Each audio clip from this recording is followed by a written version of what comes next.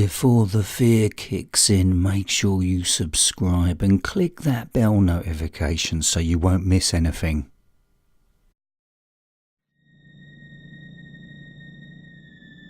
There's something in the ladies' room.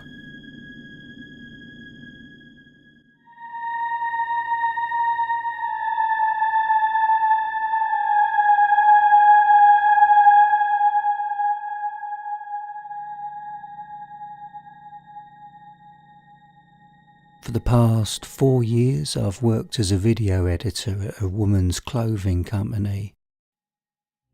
As you can imagine, most of the employees are female, and I'm in fact the only guy in my department.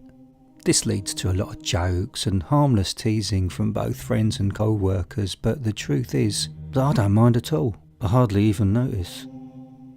There is, however, one downside. The bathroom situation, but I'm getting slightly ahead of myself. A few months ago, due to lack of space, my employer moved my entire department, and I think there are about 12 of us, 11 girls and me, the one dude. So we moved from the main headquarters to a smaller building which was just across the street. It was a perfect situation because we desperately needed the extra space and the building was available. Unfortunately, it wasn't in great shape, and no one had leased the building for quite a while, and it was obvious. The ceiling tiles were cracked or collapsing, and the carpets had peeled up, revealing bare concrete underneath. And the toilets were in god-awful shape. Honestly, the space looked more like a home for squatters than a comfortable workspace. But thankfully my employer put a lot of money into remodelling, and by the end it was unrecognisable. What an amazing transformation. We each had individual working spaces complete with potted plants, ergonomic chairs and open spaces to decorate however we wished. We were given a full kitchen complete with coffee maker, juicer and a top of the line water purifier, you name it. And the girls were given an extravagant bathroom complete with futons and makeup mirrors, you know, the kind with bulbs around the frame. But in spite of all of this, there was just one cost-cutting measure the company implemented. And they did it in the one place where it would affect the least amount of employees, the men's room. The men's room was a single toilet, sink and plain mirror. Look, it was fine seeing as I would be the only one using it, aside from the occasional office visitor, but the problem was that the door had a loose lock. So sometimes when I exited the toilet, the weighted door would shut on its own and randomly engage its mechanism, locking me out until someone from maintenance could come over and jimmy the door back open again. It didn't happen that often, but it was often enough to be a huge pain. To make matters worse, sometimes maintenance was bombarded with other matters, leaving me without a toilet for hours or even days. Luckily, my female co-workers were good-natured enough to let me use the ladies' room if I were ever in the unfortunate situation of having to go badly while locked out of the men's room.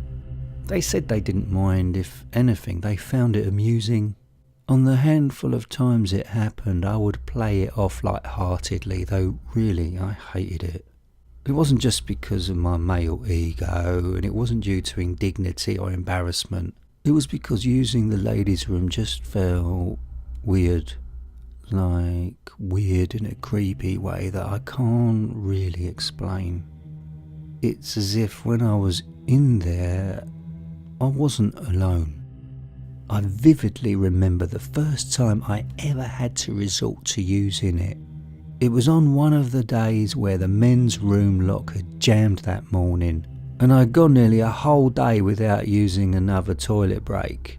And an hour before my shift ended, I felt like my bladder was about to burst.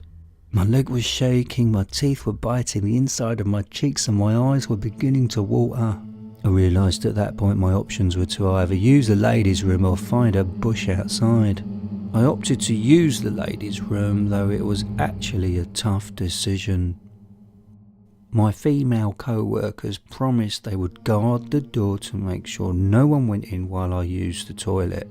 They always checked to make sure it was empty before I shamefully entered. When I walked in, I said hello. No response. My first thought was how nice it looked. Like I said before, futons and lit mirrors. I was also surprised that there were no urinals. I know it sounds completely crazy, but when you've gone your whole life seeing urinals on the walls of toilets, you do a double take when you realise they aren't there. I entered one of the cubicles, I locked it, though I was sure no one else would be coming in, and undid my fly, and I stood there in heaven as I emptied my bladder, immediately hearing nothing but the sound of my rushing pee. The sound continued for what damn near felt like a full minute before I heard something else.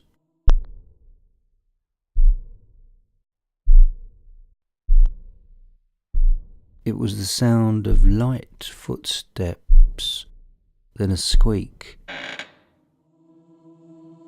My heart stopped. It was the sound of a nearby cubicle opening. Someone else was in the bathroom with me. Either they entered without me hearing them, or they'd been there all along and hadn't answered when I called out. After the immediate shock, my feeling was that of utter embarrassment. Somehow, without even thinking, I let out a feeble, "Oh, sorry." I again heard the squeak of a cubicle door, followed by a light thud. I finished and I exited the cubicle. Then I saw my red face in the light of the mirror, and I quickly washed my hands and exited the ladies' toilets. My co-workers swore that no one had entered the ladies' room while I was inside, and they assured me it had been empty when I went in. I wasn't sure, but I just put it down to me hearing things, perhaps water running through pipes in the wall or whatever, and over time I just forgotten about the whole experience. I only had to ever resort to using the ladies' toilets once or twice in the months that followed, and each time was a miserable experience. Each time I was on edge, always paranoid, always feeling as though I was invading someone's space, and once while washing my hands in the sink, I looked up at the mirror and swore I saw movement in the corner of my eye. Just a quick motion near one of the cubicle doors, like someone or something quickly ducking out of sight, and I couldn't pinpoint where the motion had come from exactly, but I swore at that moment I saw it. I heard that unmistakable sound, squeak, followed by a light thud. No wonder women go to the toilets together, I thought. It must help block out all the weird sounds. So all in all, using the ladies' toilets was an at best awkward experience, but it wasn't too terrible until today.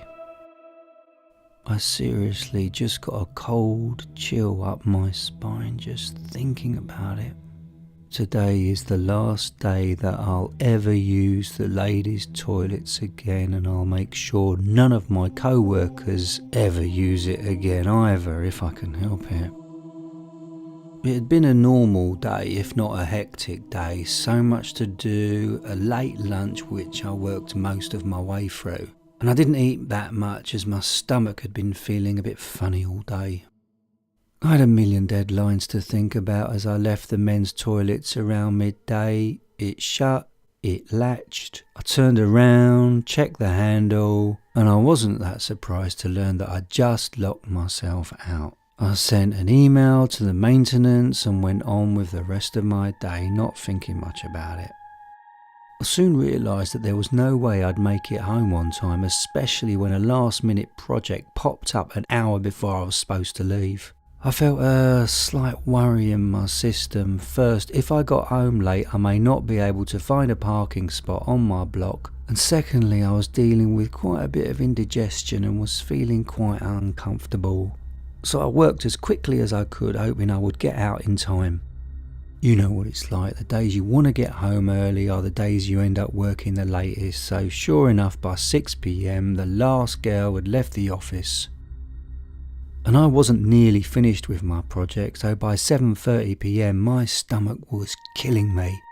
It began to loudly rumble, and it wasn't a "I'm hungry" rumble, rather an "I'm upset and bloated and you are about to have a mess" sort of rumble, sparing you too many details. Let's just say I needed to use the toilet, and I needed to use one badly. I looked at how much longer it would take my computer to finish processing my video projects. 45 minutes. That plus the half-an-hour drive home meant there was no way I could wait. I went to the men's room and tried to open it. Click.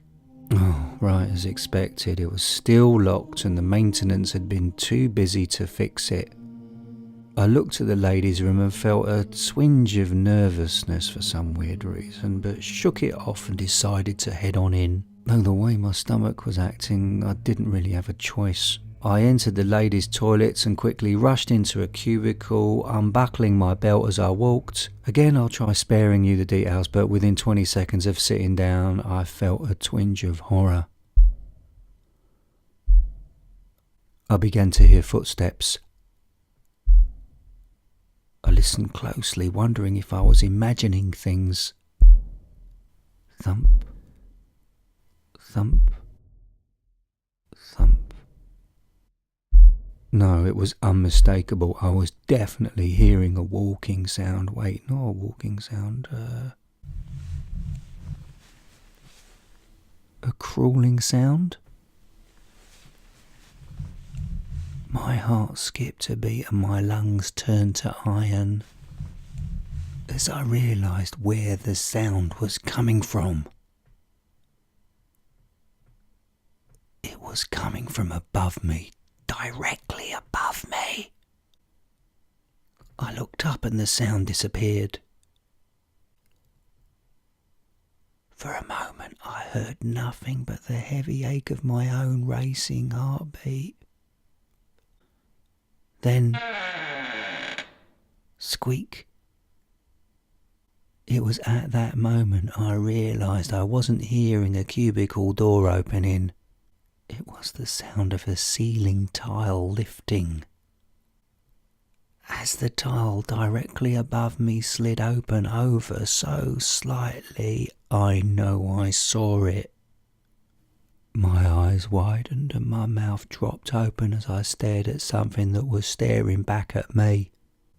Inside the ceiling, partially hidden in shadow, I saw an eye. Peeping around, staring right at me for a single instant. Then as quickly as it was there, it was gone. The last thing I remember hearing was the light thud of a ceiling tile dropping into place. What happened next is a complete blur. I don't remember standing or even pulling up my pants. I don't remember grabbing my keys and leaving the building. I just remember the pounding in my chest, a pounding so hard that my ribs ached. As I drove home, replaying the events in my head, I wondered how the hell am I going to tell all female department what I saw? They're all going to think I'm crazy. It was a man's face I saw, but not entirely human.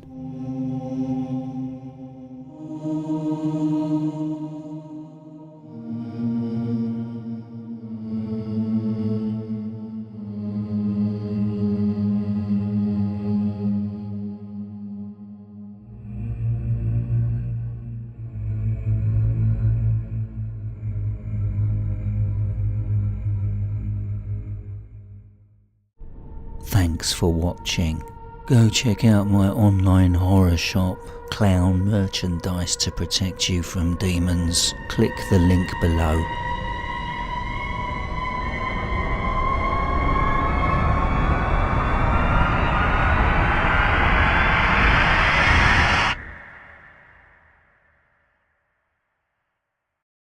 One of you listening right now is going to have me knock on your window in 4, 3, 2,